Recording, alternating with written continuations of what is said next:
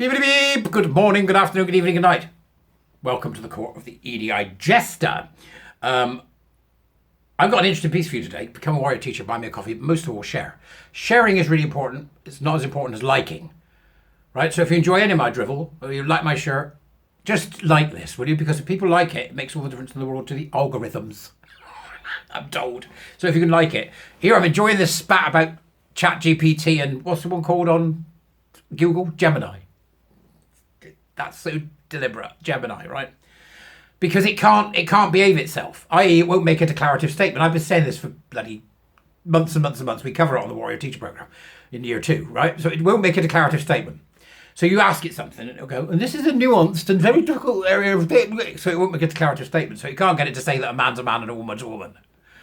Because it's doing it by consensus. You know, it's like when you've heard that thing about the camel. A camel is an animal designed by committee.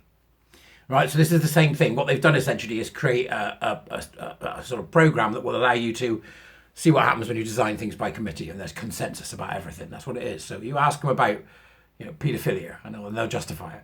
It's insane.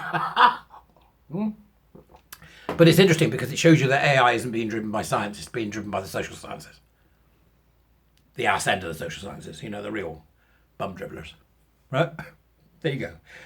Which has got nothing to do with my next topic, which is Advertising 101, Diversity and Inclusion, Tearing Us Apart by Jeff Einstein. On the Wrong Speak Publishing Substack, links as usual in the Dubries.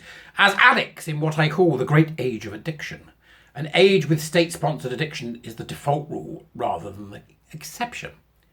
We are every bit as complicit in our meta-addiction to all things media and all things digital as we are with any other addiction to any other narcotic. Like all addicts, we routinely underestimate the power of the narcotic while we exaggerate our ability to resist the addiction. Isn't that interesting? Isn't that interesting? A great opening salvo there. The exact same phenomena is true with advertising, especially among the deluded denizens of big blue corporate media markets, the places with the densest populations and the biggest media addicts. Those who actually believe that their roles as producers and distributors of corporate media, narcotics, suffer some special immunity against the addiction and advertising messages that somehow afflict only those of us gullible or racist enough to live outside the big blue media bubbles. Apparently only red state rubes are that misinformed, disinformed and malinformed, right? So he's talking about when, say, Newt were there, right, in America. Red state rubes. I'm assuming that means like, right there, boy. Kind of the way that they look at people who they think are disdainful because they are, they think differently to them. It's about disdain, isn't it? Back in the late 1990s, at the height of the mercifully brief dotcom era, I was asked to sit on a panel of computer industry Illuminati at a major industry trade show. The primary question before us was how to expand the influence of the still fledgling digital media market.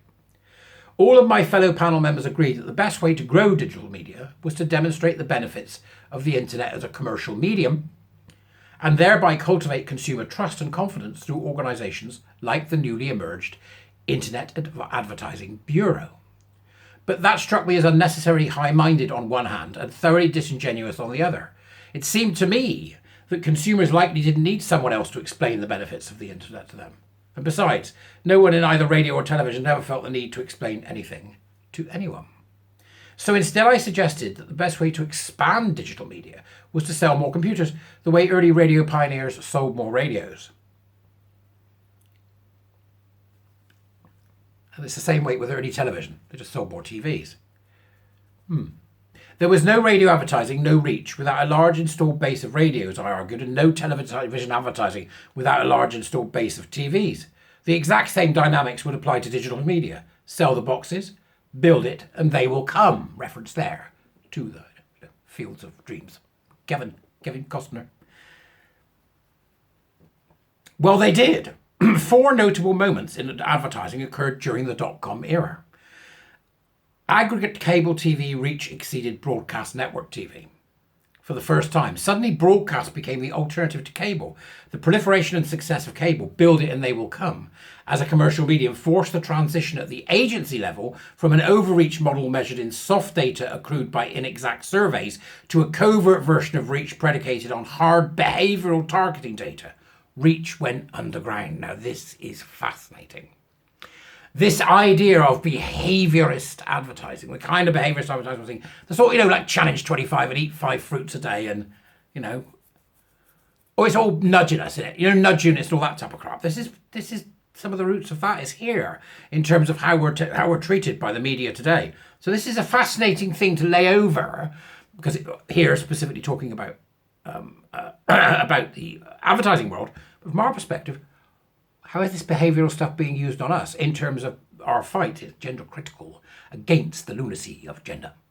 How is that happening? It then goes on to detail more of those underpinning ideas of how advertising was going to work.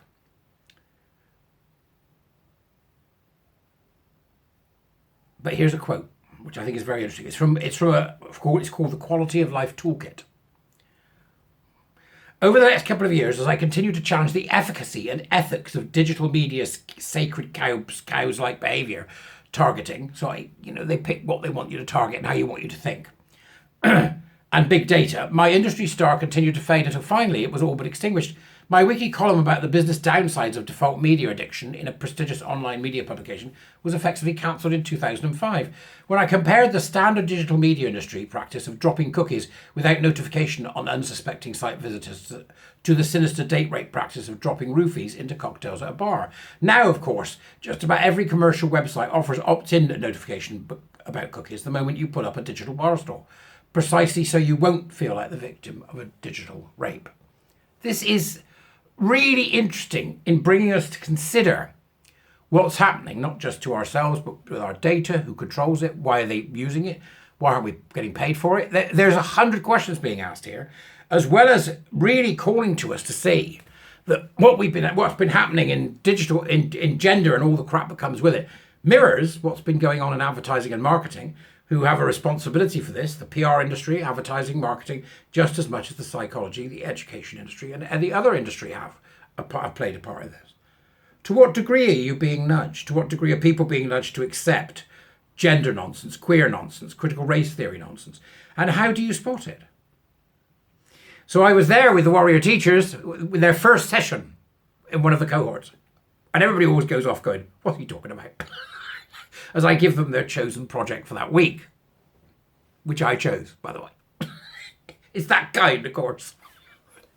And off they go. But once we've done once we've done month 2, you suddenly get them doing all sorts of strange things when they're looking at artifacts like books and TV, and they'll come back to me going, here, have you noticed this in this? And I'll go, yes, I have. In essence, what they're saying is, this is coded. This is coded. So what happened was that the advertising industry that's being described there, and in terms of growth of the internet and growth of digital, is it got the ability, and it used its technology and its infrastructure to nudge you behaviourally in a direction. This bit, then this bit, then this bit, which would have taken you to a thinking process that you don't necessarily think about. So this is a kind of coercive control, very soft coercive control. Anti-racism, trans, gender, non-binary, and people fall in line. People fall in line. That's what he's talking about. Might not be our field, it's not, but it's a fascinating piece anyway. Just pick the bits you want, like I normally do. People say, yeah, but you're reading people who are nutters. I'm not saying this bloke's a nutter. You're reading people who are nutters. Yeah, I am, yeah. Why? In case there's a nugget amongst the nuttery. Look for the nugget in the nuttery. Go well. I'll see you later.